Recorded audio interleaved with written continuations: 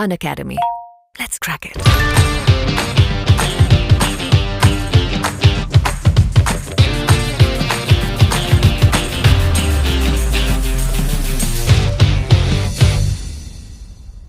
Hello everyone, welcome to study icon the part of Unacademy.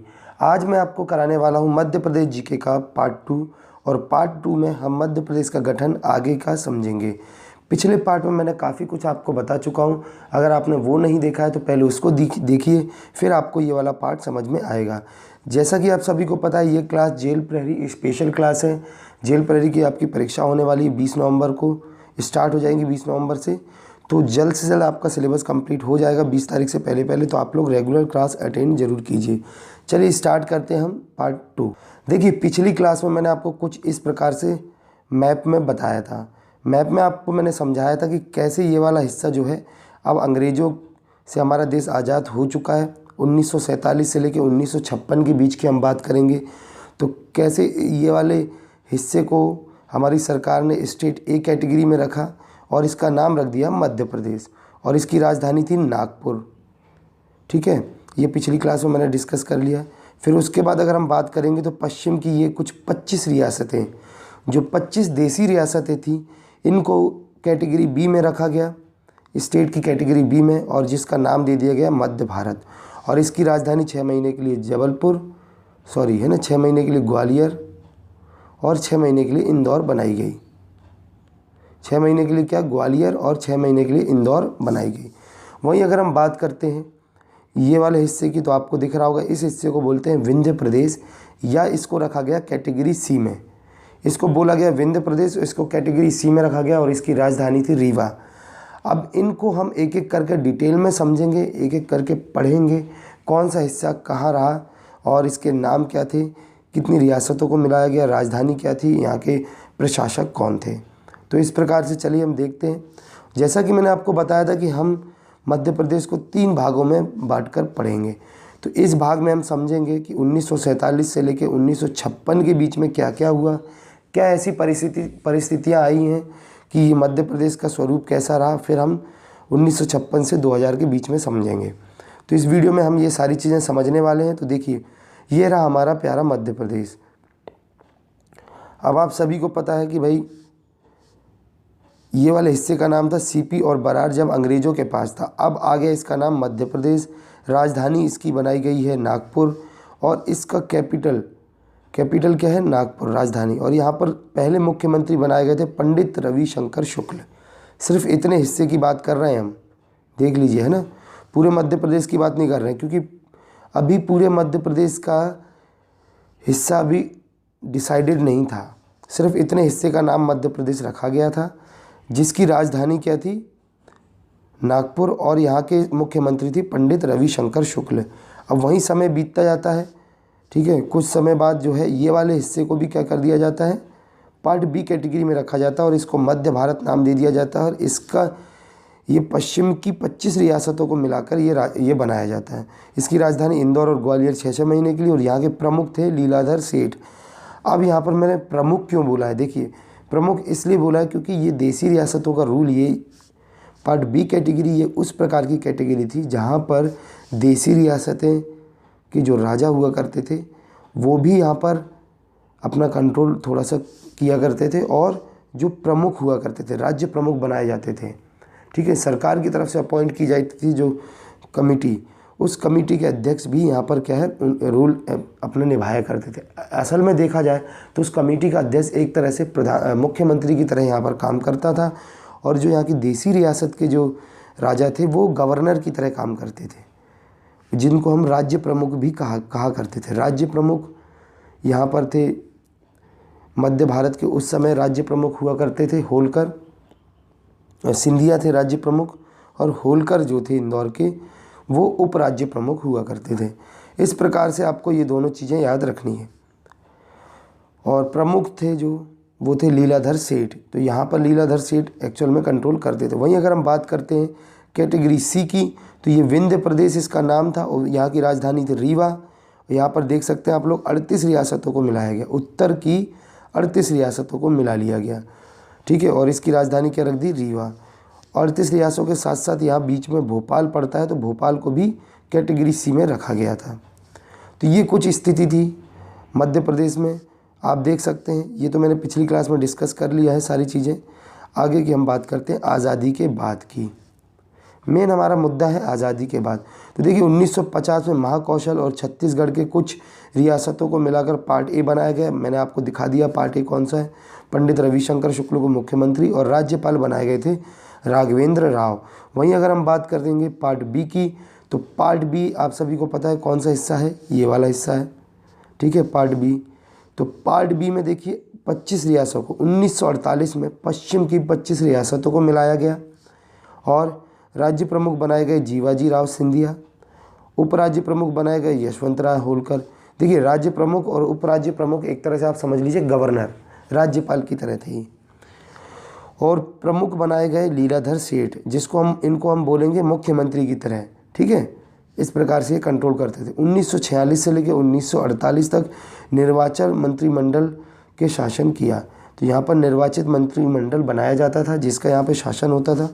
आगे हम बात करते हैं, यहाँ की शीतकालीन राजधानी ग्वालियर है और इंदौर यहाँ की ग्रीष्मकालीन राजधानी है। अब देखिए राज्य पुनर्गठन आयोग भी आया था। इस प्रकार से ये सारी चीज़ें बन रही थी, ये सारी चीज़ें बनाई गई थी। आगे चल के राज्य पुनर्गठन आयोग आएगा। उस समय राज्य पुनर्गठन आयोग के समय इस पार्ट बी के मुख्यमंत्री थे तखतमल जैन। तो अभी हम राज्य पुनर्गठन आयोग की बात नहीं कर रहे हैं, सिर्फ इतना याद रख लो कि तखतमल जैन थे जो तखतमल जैन, ये राज्य पुनर्गठन आयोग के समय मुख्यमंत्री हुआ करते थे। बस राज्य पुनर्गठन आयोग है क्या, कैसे ये काम करा, कैसे इसने भाषा के आधार पर राज्यों का गठन किया, ये सारी चीज़ें हम आगे पढ़ेंगे। नेक्स्ट हम बात करते हैं विंध्य प्रदेश। तो ये देख लीजिए, ये वाला जो क्षेत्र है ये है आपका विंध्य प्रदेश का। ये क्षेत्र जो है ये है विंध्य प्रदेश। स्वतंत्रता के बाद 1948 में उत्तर की बुंदेलखंड और बघेलखंड इकाई, देखिए जब शुरुआत में ये विंध्य प्रदेश बनाया गया था तो ये दो इकाइयों में बांटा गया था। एक थी बुंदेलखंड वाली इकाई और एक थी बघेलखंड वाली इकाई। तो बुंदेलखंड और बघेलखंड जब दो इकाइयों में था ये विंध्य प्रदेश, तो यहाँ के प्रमुख मार्तंड सिंह को बनाया गया था उस समय जब दो इकाइयाँ हुआ करती थी। आगे चल के दोनों इकाइयों को मिला लिया गया, एक ही कर दिया गया और इसका नाम दे दिया गया विंध्य प्रदेश। तो इसको संयुक्त मंत्रिमंडल का गठन किया गया। उस समय जो यहाँ के प्रमुख हुआ करते थे वो अवधेश प्रताप सिंह हुआ करते थे। पूरा नहीं लिखा है, आप लोग लिख लीजिए। अवधेश प्रताप सिंह यहाँ पर प्रमुख बनाए गए जब बुंदेलखंड और बघेलखंड को एक साथ मिला लिया गया था। दोनों इकाइयों को एक साथ जोड़ दिया गया था। इकाइयाँ मतलब दो हिस्सों में अलग अलग बांट रखा था बस। विंध्य प्रदेश पार्ट सी कैसे बना, देखिए 1950 में ये पार्ट सी कैटेगरी में इसको डाल दिया गया। अब इस पार्ट सी कैटेगरी में जो है लोकतांत्रिक शासन चल सके, इसके लिए क्या है, गवर्नर पार्ट सी एक्ट लाया गया था। समझ गए ना, गवर्नर पार्ट सी एक्ट लाया गया था। 2 अप्रैल 1952 को यहाँ पर मुख्यमंत्री शंभूनाथ शुक्ल के नेतृत्व में मंत्रिमंडल का गठन किया गया। फिर यहाँ पे मंत्रिमंडल का गठन हो गया 1952 में। तो इस प्रकार से मध्य प्रदेश के तीनों हिस्से आते हैं और इनका ये इस प्रकार से ये अपने तरीके से बांटे जाते हैं। हम बात करते हैं विंध्य प्रदेश की बात हो गई है। अब हम बात करेंगे भोपाल राज्य की। तो आपको दिख रहा होगा यहाँ पर, देखिए एक छोटी सी जगह दिख रही है भोपाल राज्य। देखिए आज़ादी के बाद भी ये अपने आप में एक स्वतंत्र राज्य हुआ करता था भोपाल, और यहाँ पर नवाबों का राज हुआ करता था। किनका, नवाबों का। तो भोपाल के तत्कालीन नवाब थे हमीदुल्ला खां, ठीक है, हमीदुल्ला खां उस समय नवाब थे। इन्होंने क्या किया, इन्होंने भारत के साथ विलय करने से मना कर दिया था। चलिए पहले हम अब बात करते हैं थोड़ा सा भोपाल राज्य कैसे बना था। तो देखिए अफ़गान सरदार थे दोस्त मोहम्मद खान। दोस्त मोहम्मद खान ये मुग़ल में सेनापति भी हुआ करते थे मुग़ल शासन काल में। तो इन्होंने क्या किया था, इन्होंने भोपाल में आके कब्ज़ा किया। भोपाल में बैरसिया और इस्लामाबाद, जिसको जो है चौहानों से छीना था उन्होंने, तो वहाँ पर इन्होंने कब्ज़ा किया और धीरे धीरे अपना क्षेत्र बढ़ाते गए और पूरे भोपाल में कब्ज़ा कर लेते हैं। इस प्रकार आगे चलकर जो है यहाँ पर शासन करते हैं हमीदुल्ला खां। हमीदुल्ला खां जो है नवाब हमीदुल्ला खां थे। इन्होंने 1948 में जो है भारत के साथ विलय करने से मना कर देते हैं और आगे चलकर जो है ये बड़ी समस्या बन जाती है। तो यहाँ पर वल्लभ भाई पटेल जो हमारे उप प्रधानमंत्री हुआ गृह मंत्री थे उस समय, तो ये क्या करते थे, इनका काम था कि पूरे देश की जो देसी रियासतें थी उनको भारत में विलय करना और एक जो है संयुक्त भारत बनाना, अखंड भारत बनाना। तो इन्होंने यही काम किया। इन्होंने 1947-49 में समझौता किया हामिदुल्लाह खां के साथ, इन पर दबाव डाला और जनमत संग्रहालय जनमत संग्रह करवाया। तो जनमत संग्रह में क्या हुआ कि जनता चाहती थी कि वो भारत के साथ मिल जाए, लेकिन नवाब चाहते थे कि नहीं मिल पाए भाई, है ना। नवाब चाहते थे कि मेरा एक राज्य जो है सेपरेट राज्य रहे। तो इस प्रकार से क्या हुआ, जनमत संग्रह के हिसाब से इन पर दबाव डाला गया और 1949 में हामिदुल्लाह खां को जो है दबाव के डालते हुए 1949 में इनके साथ समझौता कर लिया और भोपाल एक चीफ कमिश्नर शासित प्रदेश बना दिया गया।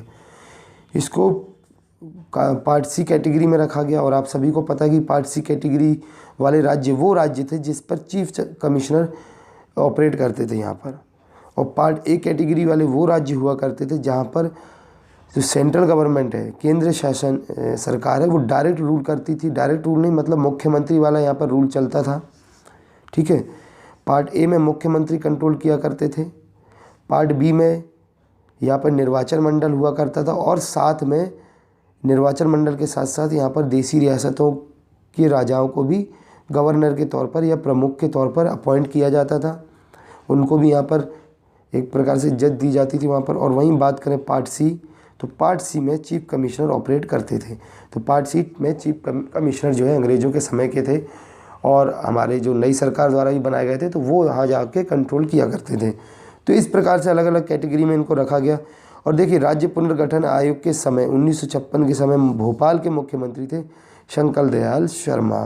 तो आई होप इतना आपको समझ में आ गया होगा। चलिए हम थोड़ा सा और बात कर लेते हैं। देखिए, अनअकैडमी एप्लीकेशन में आप लोगों के लिए लाइव क्लासेस चलती हैं, डेली लाइव क्लासेस रहती हैं और उसके बाद यहाँ पर देखिए फ्री टेस्ट भी अवेलेबल होते हैं। जो भी आप तैयारी, किसी भी परीक्षा की अगर आप तैयारी कर रहे हैं तो आप अनअकैडमी एप्लीकेशन डाउनलोड कीजिए, फ्री टेस्ट और ये सारी चीज़ें जरूर दीजिए, लाइव क्लास। तो देखिए किस प्रकार से आपको डाउनलोड करना है।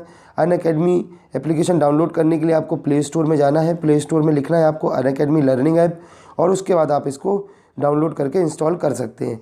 उसके बाद आपको जाना ये है कि जैसे ही आप की अनअकैडमी एप्लीकेशन आप लॉगिन कर लेंगे अपने मोबाइल नंबर से या फिर आप अपने ईमेल आईडी से लॉगिन करते हैं, तो आपको इस प्रकार से ये खुल जाएगा आपके पास डिस्प्ले इस एप्लीकेशन का। और लेफ़्ट में ऊपर सबसे ऊपर आप देखेंगे यहाँ पर आपको जो है 3 डॉट दिखेंगे, ये देख लीजिए 3 लाइनिंग दिखेंगी आपको। इस 3 लाइन में आपको जाना है और जैसे ही आप क्लिक करेंगे तो आपके सामने इस प्रकार का एक डायलॉग बॉक्स खुलेगा जहाँ से आपको MPPSC और व्यापम अपना सब्जेक्ट सेलेक्ट करना है। MPPSC व्यापम कोर्स जो आपका रहेगा वो सिलेक्ट करना है और उसके बाद MPPSC व्यापम सेलेक्ट करने के बाद आपको इस प्रकार के कुछ और ऑप्शन दिखेंगे, प्लस कोर्स, फ्री कोर्स और स्पेशल कोर्स। तो आपको ये सारे कोर्स अटेंड कर सकते हैं आप लोग। और यहाँ पर देखिए फ्री कोर्स तो फ्री रहता है, बाकी प्लस कोर्स आपको परचेज़ करना रहेगा, स्पेशल कोर्स भी आप अटेंड कर सकते हैं। इस प्रकार से आप अनअकैडमी एप्लीकेशन का इस्तेमाल कर सकते हैं। अगर हम बात करें तो देखिए यहाँ पर फ्री लाइव क्लासेस चलती हैं और डेमो क्लासेस भी चलती हैं। आप यहाँ पर इनको फ्री में अटेंड कर सकते हैं। लाइव क्लासेस के आप जो भी डाउट है उनको क्लियर कर सकते हैं, PDF नोट्स डाउनलोड कर सकते हैं, पूल अटैम्प्ट कर सकते हैं। तो बहुत सारी चीज़ें आपको फैसिलिटी यहाँ पर मिल जाएंगी और सबसे बेस्ट फैसिलिटी आप लोगों को मिलेगी फ्री लाइव टेस्ट की। तो आप अनअकैडमी एप्लीकेशन से daily free live test attend कर सकते हैं। आप सुनिश्चित कर सकते हैं कि आपकी तैयारी कैसी है। और उसके बाद अगर हम बात करें कि किस प्रकार से आपको लाइव क्लासेस अटेंड करनी है, तो आप देख सकते हैं कुछ इस प्रकार से आप लाइव क्लासेस अटेंड करते हैं। वहाँ पर आप लोग जो है अपने आंसर्स भी दे सकते हैं, ABC देख लीजिए, यहाँ पर देखिए ऑप्शन दिए हुए हैं। अगर आप क्लास अटेंड करते हैं, MCQ वगैरह टाइप के क्वेश्चंस अटेंड करते हैं तो आप आंसर भी दे सकते हैं। और सबसे अच्छी बात यह है कि आप जो है इस एप्लीकेशन में जो भी क्लासेस पढ़ाई जाती हैं उसके PDF नोट्स भी डाउनलोड कर सकते हैं। इस प्रकार से आपको एप्लीकेशन में ऑप्शन दिख जाएगा, तो PDF नोट्स भी डाउनलोड कर सकते हैं। अगर हम बात करें इसमें और अदर फीचर्स की, तो जो आप टेस्ट देंगे उसका आप स्कोर भी एनालाइज कर सकते हैं, अपना सॉल्यूशन देख सकते हैं। सॉल्यूशन के बाद आप क्या कर सकते हैं, अपना हर टेस्ट को एनालाइज कर सकते हैं कि आपके मार्क्स कितने आए, कौन सा आंसर सही रहा है। इस प्रकार से आप एनरोल ज़रूर कर सकते हैं, ठीक है। तो हर टेस्ट के लिए आप लोग एवरी अपडेट यहाँ पर उसके लिए एनरोल कर सकते हैं। अगर मैं बात करूँ इसमें और भी बहुत सारे टेस्ट हैं, डिफरेंट तरीके के आपको मॉक टेस्ट मिल जाएंगे इसी एप्लीकेशन में। तो अनअकैडमी एप्लीकेशन जल्दी से जल्दी डाउनलोड कर लें। और आपको मैं यहाँ पे एक और चीज़ बताना चाहूँगा कि देखिए फ्री टेस्ट और लाइव प्लस टेस्ट में क्या अंतर होगा। फ्री टेस्ट में देखिए आप लोगों को लिमिटेड कोर्स अवेलेबल रहते हैं, ओकेशनल प्रैक्टिस सेट रहते हैं, PDF नोट्स भी ओकेशनली रहते हैं, लिमिटेड डाउट सॉल्यूशन होते हैं। लेकिन अगर आप अनअकैडमी का प्लस कोर्स अटेंड करते हैं तो आप लोगों को मिलेगा अनलिमिटेड कंप्लीट कोर्स सिलेबस, जो भी कि आपकी सिलेबस रहेगा वो कंप्लीट कराया जाएगा। अनलिमिटेड प्रैक्टिस सेट मिल जाएंगे, जितने चाहे उतने प्रैक्टिस अटेंड कर सकते हैं।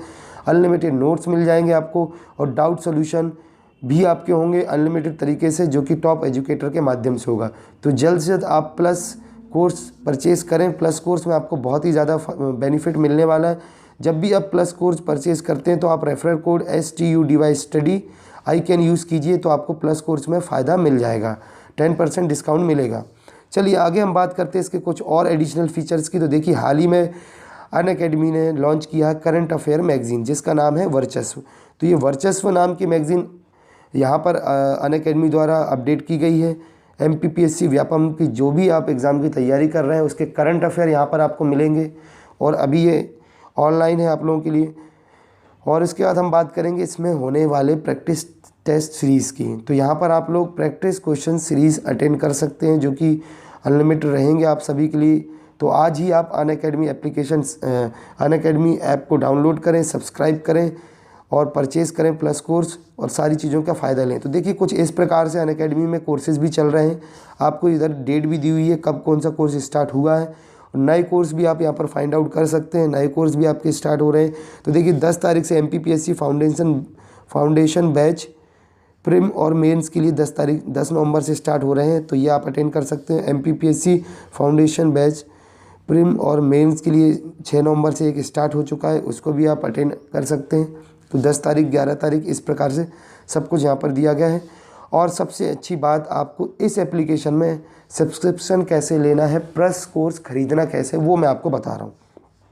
देखिए 1 महीने से लेकर 24 महीने तक के कोर्स अवेलेबल हैं, सबके अलग अलग रेट हैं। अगर आप देखिए 24 महीने का कोर्स ख़रीदते हैं जो कि आपको पड़ेगा 12,800 का।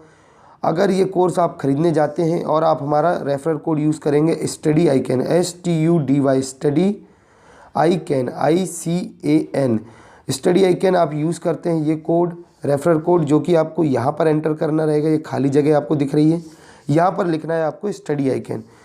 फॉर एग्जांपल आपने 24 महीने का कोर्स पर क्लिक किया और यहाँ पर रेफरल कोड डाला स्टडी आई कैन, तो आपको छूट मिल जाएगी, 10% डिस्काउंट मिल जाएगा। अब 10% डिस्काउंट होने के बाद आपको कितनी फ़ीस देनी पड़ेगी? अब आपको देनी पड़ेगी 11,520। सिर्फ आपको पे करना है 11,520 अगर आप हमारा रेफरल कोड यूज़ करते हैं तो बहुत ही अच्छा बेनिफिट आपको यहाँ पर मिल जाएगा। अनअकैडमी का प्लस कोर्स खरीद सकते हैं। इंडिया का नंबर 1 एजुकेटिंग एप्लीकेशन है ये और बहुत बड़ी कंपनी आप सभी को पता है। तो यहाँ पर बेस्ट फैकल्टी द्वारा, टॉप एजुकेटर द्वारा आपको यहाँ पर सारे कोर्स प्लस कोर्सेज अवेलेबल कराए जाते हैं। तो आप रेफरल कोड यूज़ करें यहाँ पे स्टडी आई कैन और इसको प्रोसीड टू पेमेंट करेंगे तो आपको ये 11,520 फ़ीस पे करनी पड़ेगी। तो इस प्रकार से सारी जानकारी मैंने आपको बताई है। आज ही अनअकैडमी को आप लोग परचेज़ कीजिए। इस वीडियो को मैं यहीं समाप्त करता हूँ दोस्तों। अभी तक कल मिलते हैं हम नेक्स्ट वीडियो में। इस वीडियो को यहीं समाप्त करता हूँ। जय हिंद।